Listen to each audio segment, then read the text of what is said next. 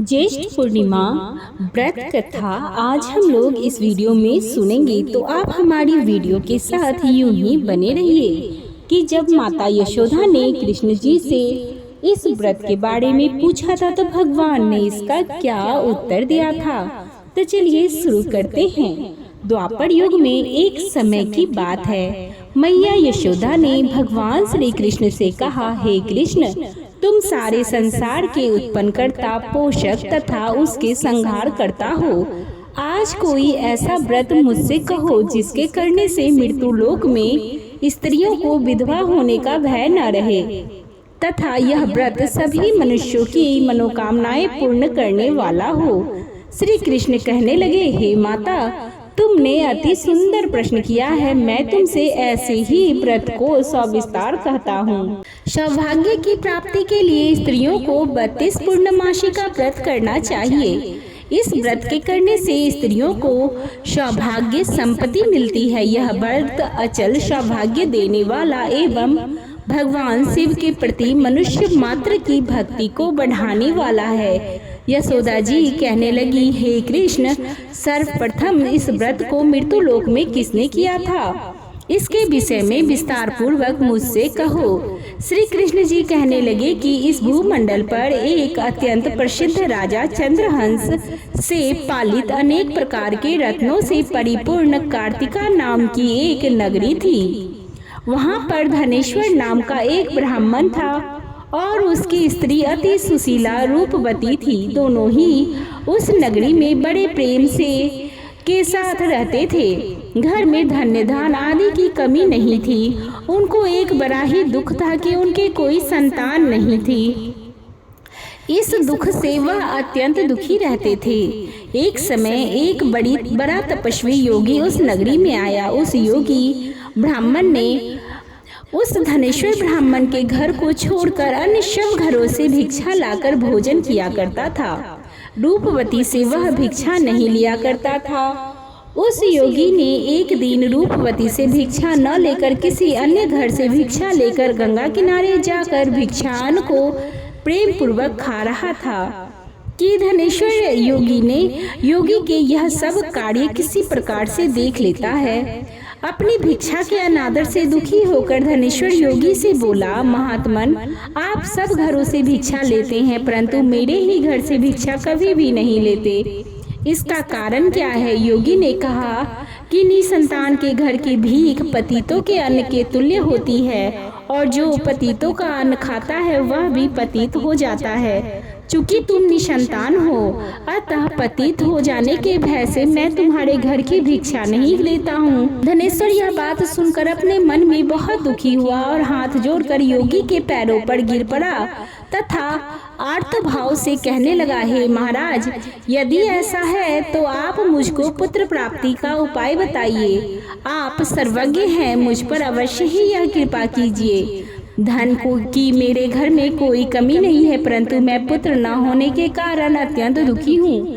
आप मेरे इस दुख का हरण करें। आप सर्वसमर्थवान हैं। यह सुनकर योगी कहने लगे, हे ब्राह्मण, तुम चंडिका की आराधना करो। घर आकर उसने अपनी स्त्री से सब वृत्तांत कहा और स्वयं भी तप के निर्मित वन में चला गया। वन में जाकर उसने चंडी की उपासना की, उपवास किया। चंडी के 16वें दिन उसको स्वप्न में दर्शन दिया और कहा कि हे धनेश्वर, जा तेरे पुत्र होगा परंतु वह 16 वर्ष की आयु में ही मृत्यु को प्राप्त हो जाएगा। यदि तुम दोनों स्त्री पुरुष 32 पूर्णमासी का व्रत विधि पूर्वक करोगे तो वह दीर्घायु होगा। जितनी तुम्हारी सामर्थ्य हो आटे के दिए बनाकर शिव जी का पूजन करना, परंतु पूर्णमासी को 32 हो जाने देना। प्रातःकाल होने पर इस स्थान के समीप ही तुम्हें एक आम का वृक्ष दिखाई देगा। उस पर तुम चढ़कर एक फल तोड़कर शीघ्र अपने घर चले जाना। अपनी स्त्री से सब वृत्तांत कहना। ऋतु स्नान के पश्चात वह स्वच्छ होकर श्री शंकर जी की आराधना करके उस फल को खा लेगी। तब शंकर भगवान की कृपा से तुम्हें पुत्र रत्न की प्राप्ति होगी। जब वह ब्राह्मण प्रातःकाल उठा तो उसने उस स्थान के पास ही एक आम का वृक्ष देखा जिस पर एक अत्यंत सुंदर आम का फल लगा हुआ था। उस ब्राह्मण ने उस आम के वृक्ष पर चढ़कर उस फल को तोड़ने का प्रयत्न किया, परंतु वृक्ष पर कई बार प्रयत्न करने पर भी वह न चढ़ पाया। तब तो उस ब्राह्मण को बहुत चिंता हुई और विघ्न विनायक गणेश जी की वंदना करने लगा। हे दयानिधे, अपने भक्तों के विघ्नों का नाश करके उनके मंगल कार्य को करने वाले, दुष्टों का नाश करने वाले, रिद्धि सिद्धि को देने वाले, आप मुझ पर कृपा करके इतना बल दें, मैं अपने मनोरथ को पूर्ण कर सकूं। इस प्रकार गणेश जी की प्रार्थना करने पर उनकी कृपा से धनेश्वर वृक्ष पर चढ़ पाया और उसने एक अति सुंदर आम का फल देखा। उसने विचार किया कि जो वरदान से फल मिला है वह यह है और कोई फल दिखाई नहीं देता। उस धनेश्वर ब्राह्मण ने जल्दी से उस फल को तोड़ा और अपनी स्त्री को ला कर दे दिया और उसकी स्त्री ने अपने पति के कथनानुसार उस फल को खा लिया और वह गर्भवती हो गई। देवी जी की असीम कृपा से एक अत्यंत सुंदर पुत्र उत्पन्न हुआ जिसका नाम उन्होंने देवीदास रखा। माता पिता के हर्ष और शोक के साथ वह बालक शुक्ल पक्ष के चंद्रमा की भांति अपने पिता के घर में बढ़ने लगा। भवानी की कृपा से वह बालक बहुत ही सुंदर, सुशील और विद्यावान, पढ़ने में बहुत ही निपुण हो गया। दुर्गा जी की आज्ञा अनुसार उसकी माता ने 32 पूर्णमासी का व्रत रखना आरंभ कर दिया था जिससे उसका पुत्र बड़ी आयु वाला हो जाए। 16वां वर्ष लगते ही देवीदास के माता पिता को बड़ी चिंता हो गई कि कहीं उनके पुत्र की इस वर्ष मृत्यु न हो जाए। इसीलिए उन्होंने अपने मन में विचार किया कि यदि यह दुर्घटना उनके सामने हो गई तो वे कैसे सहन कर सकेंगे। स्तुति उन्होंने देवीदास के मामा को बुलाया और कहा कि हमारी इच्छा है कि देवीदास 1 वर्ष तक काशी में जाकर विद्या अध्ययन करे और उसको अकेला भी नहीं छोड़ना चाहते, इसीलिए साथ में तुम चले जाओ और 1 वर्ष के पश्चात उसको वापस लौटा लाना। सब प्रबंध करके उसके माता पिता ने काशी जाने के लिए देवीदास को एक घोड़े पर बिठाकर उसके मामा को उसके साथ कर दिया, किंतु यह बात उसके मामा या किसी और से नहीं कही। धनेश्वर ने सपत्नी अपने पुत्र की मंगल कामना तथा दीर्घायु के लिए भगवती दुर्गा की आराधना और पूर्णमासी का व्रत करना आरंभ कर दिया। इस प्रकार बराबर 32 पूर्णमासी का व्रत पूरा किया। कुछ समय पश्चात एक दिन वह दोनों मामा और भांजा मार्ग में रात्रि बिताने के लिए किसी मार्ग में ठहरे हुए थे। उस दिन उस गांव में एक ब्राह्मण की अत्यंत सुंदर, सुशील, विदुषी और गुणवती कन्या का विवाह होने वाला था। उस धर्मशाला के अंदर वर और उसकी बारात ठहरी हुई थी। उसी धर्मशाला में देवीदास और उसके मामा भी ठहरे हुए थे। संयोगवश कन्या को तेल आदि चढ़ाकर मंडप आदि कृत्यों किया गया और लग्न के समय वर को धनुवर्ता हो गई। वर के पिता ने अपने कुटुंबियों से परामर्श करके निश्चय किया कि यह देवीदास मेरे पुत्र जैसा ही सुंदर है, मैं इसके साथ ही लगन करा दूं और बाद में विवाह के अन्य कार्यों में मेरे लड़के के साथ हो जाएगा। ऐसा सोचकर वह देवीदास के मामा से जाकर बोला कि तुम थोड़ी देर के लिए अपने भांजे को हमें दे दो जिससे विवाह के लग्न का सब कृत्य सुचारू रूप से हो सके। तब उसका मामा कहने लगा कि जो कुछ भी वधू पर्क आदि कन्यादान के समय वर को जो भी धन मिले वह सब हमें दे दिया जाए तो मेरा भांजा इस बारात का दूल्हा बन जाएगा। यह बात वर के पिता ने स्वीकार कर ली। उसके बाद उसने अपना भांजा वर बनने को भेज दिया और उसके साथ सब विवाह कार्य रात्रि में विधि पूर्वक संपन्न हो गया। पत्नी के साथ वह भोजन न कर सका और अपने मन में सोचने लगा कि न जाने यह स्त्री किसकी होगी। वह एकांत में किसी सोच में गर्म निश्वास छोड़ रहा था तथा अपनी आंखों में आंसू भी भर के बैठा हुआ था। तब वधू ने पूछा कि क्या बात है, आप इतने उदासीन और दुखी क्यों हो रहे हैं। तब उसने सब बातें जो वर के पिता और उसके मामा में हुई थी उसको बतला दी। तब कन्या कहने लगी कि यह ब्रह्म विवाह के विपरीत कैसे हो सकता है। देव, ब्रह्मा और अग्नि के सामने हमने आपको ही अपना पति बनाया है, इसीलिए आप ही मेरे पति हो सकते हो। मैं आपकी ही पत्नी रहूंगी, किसी अन्य की कदापि नहीं हो सकती। तब देवीदास ने कहा, ऐसा मत करिए, क्योंकि मेरी आयु बहुत थोड़ी है। मेरे पश्चात आपकी क्या गति होगी यह मैं नहीं जानता हूँ, क्योंकि मेरी आयु बहुत ही कम है। परंतु वह दृढ़ विचार वाली थी। बोली कि जो आपकी गति होगी वही मेरी गति होगी। हे स्वामी, आप उठिए और भोजन करिए, आप निश्चय ही भूखे होंगे। इसके बाद देवीदास और उसकी पत्नी दोनों ने भोजन किया तथा शेष रात्रि वे सोते रहे। प्रातःकाल देवीदास ने अपनी पत्नी को 3 नगों से जड़ी हुई एक अंगूठी दी, एक रुमाल दिया और बोली, हे प्रिय, इसे लो और संकेत समझकर स्थिर चित्त हो जाओ। मेरा मरण और जीवन जानने के लिए एक पुष्प वाटिका बना लो, उसमें सुगंधित वाली एक नव मल्लिका लगा लो, उसको प्रतिदिन जल से सींचा करो और आनंद के साथ खेलो कूदो तथा उत्सव मनाओ।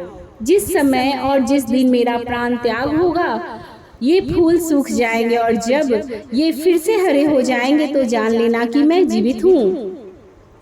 यह बात निश्चय करके समझ लेना, इसमें कोई संशय नहीं है। यह समझाकर वह चला गया। प्रातःकाल होते ही वहां पर गाजे बाजे बजने लगे और जिस समय विवाह के कार्य संपन्न करने के लिए वर तथा सब बाराती मंडप में आए तो कन्या ने वर को भली प्रकार से देखकर अपने पिता से कहा कि यह मेरा पति नहीं है, मेरा पति वही है जिसके साथ रात्रि में मेरा पानी ग्रहण हुआ, इसके साथ मेरा विवाह नहीं हुआ है। यदि यह वही है तो बताए कि मैंने इसको क्या दिया।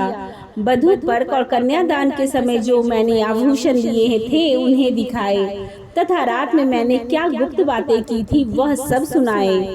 पिता ने उसके कथनानुसार वर को बुलवाया। कन्या की यह सब बातें सुनकर वह कहने लगा कि मैं कुछ नहीं जानता। इसके पश्चात लज्जित होकर वह अपना अपमानित मुँह लेकर चला गया और सारी बारात भी अपमानित होकर वहां से लौट गई।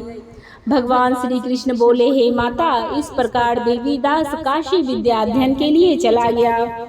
जब कुछ समय बीत गया तो काल से प्रेरित होकर एक सर्प रात्रि के समय में उसको डसने के लिए वहां पर आया। उस विषधर के प्रभाव से उसके शयन का स्थान चारों ओर से विष की ज्वाला से विषैला हो गया, परंतु व्रत राज के प्रभाव से उसको काटने न पाया, क्योंकि पहले ही उसकी माता ने 32 पूर्णिमा का व्रत कर रखा था। इसके बाद मध्याह्न के समय स्वयं काल वहां पर आया और उसके शरीर से उसके प्राणों को निकालने का प्रयत्न करने लगा, जिससे वह मूर्छित होकर पृथ्वी पर गिर पड़ा। भगवान की कृपा से उसी समय माता पार्वती जी के साथ श्री शंकर जी वहां पर आ गए। उसको मूर्छित दशा में देखकर पार्वती जी ने भगवान शंकर से प्रार्थना की कि हे स्वामी, इस बालक की माता ने पहले ही 32 पूर्णिमा का व्रत किया है, इसके प्रभाव से हे भगवान आप इसको प्राण दान दे।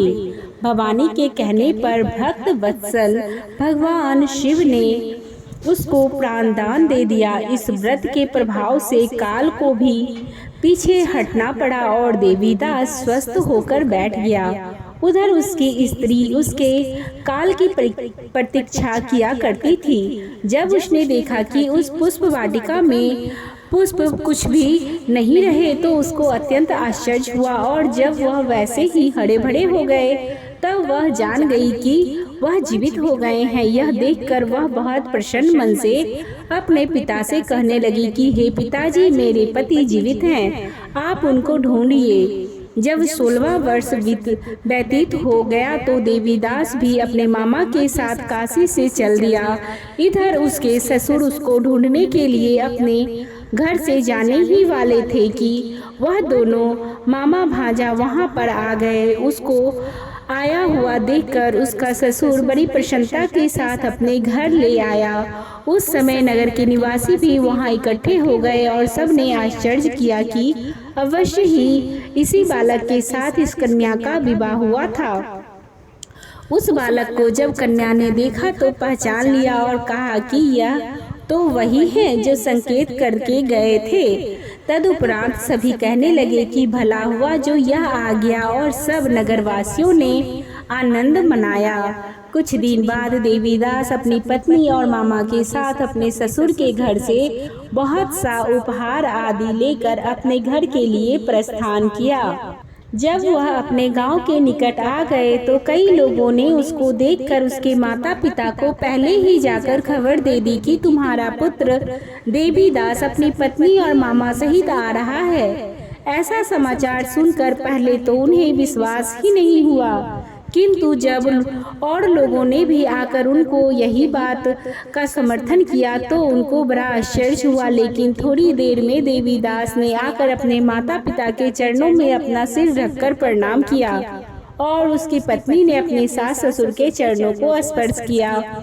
माता पिता ने अपने पुत्र और पुत्र वधू को अपने हृदय से लगा लिया। दोनों की आंखों में प्रेम अश्रु बह गए। अपने पुत्र और पुत्र वधू के आने की खुशी से धनेश्वर बड़ा भारी उत्सव किया और ब्राह्मणों को भी बहुत सा दान दक्षिणा देकर प्रसन्न किया। श्री कृष्ण जी कहने लगे कि इस प्रकार धनेश्वर 32 पूर्णिमाओं के व्रत के प्रभाव से पुत्रवान हो गया। जो भी स्त्री इस व्रत को करती है वे जन्म जन्मांतर के वैधव्य का दुख नहीं भोगती और सदैव सौभाग्यवती रहती है। यह मेरा वचन है, इसमें कोई संदेह नहीं है। यह व्रत पुत्र पौत्र को देने वाला तथा संपूर्ण मनोकामनाओं को पूर्ण करने वाला है। 32 पूर्णिमाओं के व्रत करने से वर्ती की सब इच्छाएं भगवान शिव जी की कृपा से पूर्ण हो जाती हैं। सभी प्रेम से बोलो शिव शंकर भोलेनाथ की जय, माता पार्वती की जय, गणेश भगवान की जय। इसी के साथ यह कथा यहीं पर समाप्त होती है। कथा आपको कैसी लगी कमेंट बॉक्स में जरूर बताइएगा। कमेंट बॉक्स में भोलेनाथ की जय लिखना बिल्कुल भी नहीं भूलिएगा। अभी तक हमारी कथा पर बने रहने के लिए आपका धन्यवाद।